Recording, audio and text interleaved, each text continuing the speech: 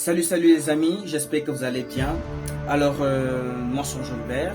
Je vous souhaite la bienvenue dans ma chaîne pour ceux qui viennent, n'est-ce pas, de découvrir ou alors qui découvrent à l'instant ma chaîne. Je vous souhaite aussi la bienvenue. Alors, aujourd'hui, nous allons partager sur quelque chose de vraiment extraordinaire. Il s'agit de la suite de notre lecture, n'est-ce pas, du fantastique livre de Florence Littauer qui en fait nous explique ici au travers des différents tempéraments, voilà ce que nous sommes réellement et comment est-ce que nous pouvons interagir avec les autres. Alors, dans ce livre de Florence Littauer, nous allons comprendre, n'est-ce pas, que en fait, il y a quatre tempéraments que Florence nous présente dans ce fantastique chef-d'œuvre. Et il s'agit premièrement du tempérament sanguin, du tempérament colérique, du tempérament mélancolique et maintenant pour finir du tempérament phlegmatique. Alors aujourd'hui nous allons étudier essentiellement, n'est-ce pas, le tempérament sanguin. Qui sont les sanguins? Alors nous allons voir justement sur le côté positif des sanguins et le côté négatif. Alors j'espère que tu pourras, n'est-ce pas, te reconnaître, te retrouver, ou alors pas, c'est que cela ne sera pas ton tempérament. Alors mais avant de continuer, j'aimerais t'inviter, bien évidemment, si tu n'es pas encore abonné, de t'abonner, de liker et de ne pas oublier de cliquer la cloche de notification pour avoir, bien évidemment, toutes les prochaines vidéos, pour avoir la notification de toutes les prochaines vidéos. Alors, on commence.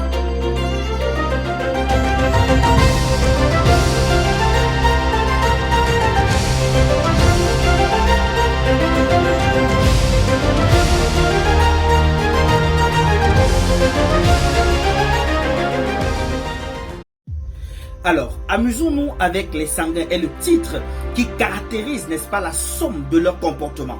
En fait, on va donc aller ici, là, n'est-ce pas, regarder tous les caractères, les traits de caractère, n'est-ce pas, qui caractérisent et qui nous permettent de pouvoir reconnaître, n'est-ce pas, quelqu'un qui a le tempérament sanguin.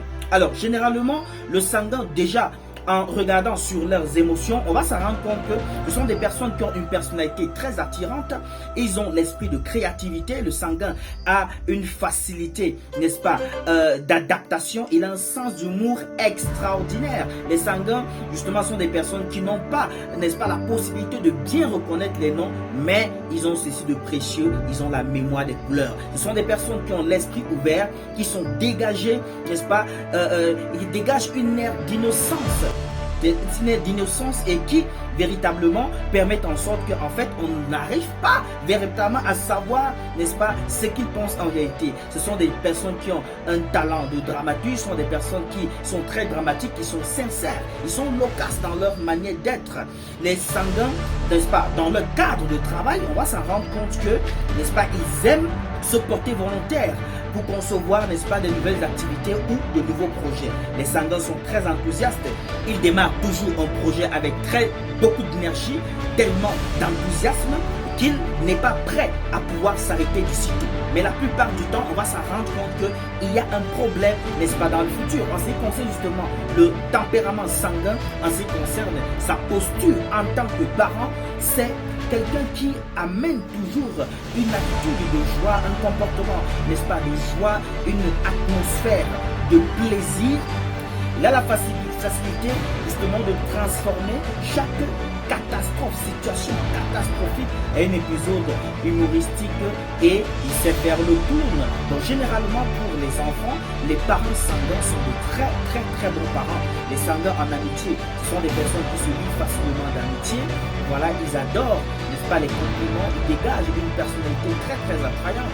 Ils suscitent l'envie des autres, ne garde jamais rancune. Alors, on va donc s'en rendre compte au travers, n'est-ce pas, de ces différentes appréciations, caractères ou alors comportements des sanguins que ce sont des personnes qui sont très extroverties. Alors, les sanguins n'ont pas que de bons côtés, ils ont aussi des côtés qui ne sont pas des côtés très attrayants. Il s'agit, n'est-ce pas, des faiblesses des sanguins. Alors, ils sont pour la plupart souvent arrogants, indisciplinés, n'est-ce pas, répétitifs, très discrets. Ce sont des personnes qui interrompent les personnes lors d'une conversation, lors d'un échange.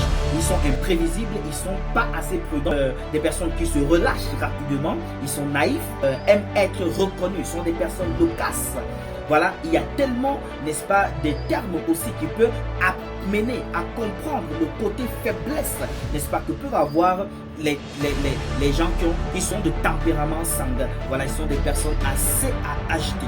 Alors, on va donc s'en rendre compte, n'est-ce pas, au travers de ces différentes caractéristiques, qu'on parvient véritablement à cerner qui est sanguin et qui ne l'est pas.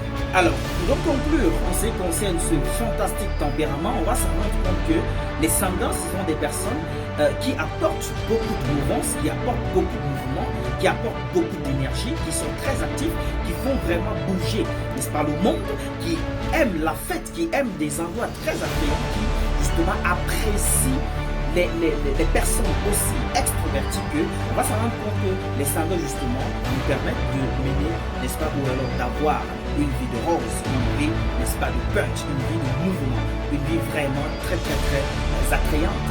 Alors voilà ce que je voulais partager avec vous en ce qui concerne, n'est-ce pas, ce tempérament de sanguin, et que les gens puissent se reconnaître ou pas dans ce tempérament, mais savoir que s'il y a quelqu'un à côté de qui a ce genre de comportement, alors qu'il sache que c'est une personne sanguine, alors il devrait adopter ou alors savoir déjà quels sont ces différents comportements, et pour pouvoir avoir une attitude plus responsable face à cette personne. Et pour celui-là qui se reconnaît comme étant sanguin, s'étant reconnu dans toutes les caractéristiques que nous avons citées, alors je vais tout simplement dire à la personne, lorsque tu regardes, n'est-ce pas, le côté faiblesse, tu peux maintenant, désormais, apporter des améliorations qui vont permettre en sorte que alors tu sois un bon sanguin, c'est-à-dire celui-là qui a enlevé ce qui est faible pour laisser ce mouvement entrevoir, émouvoir des côtés positifs.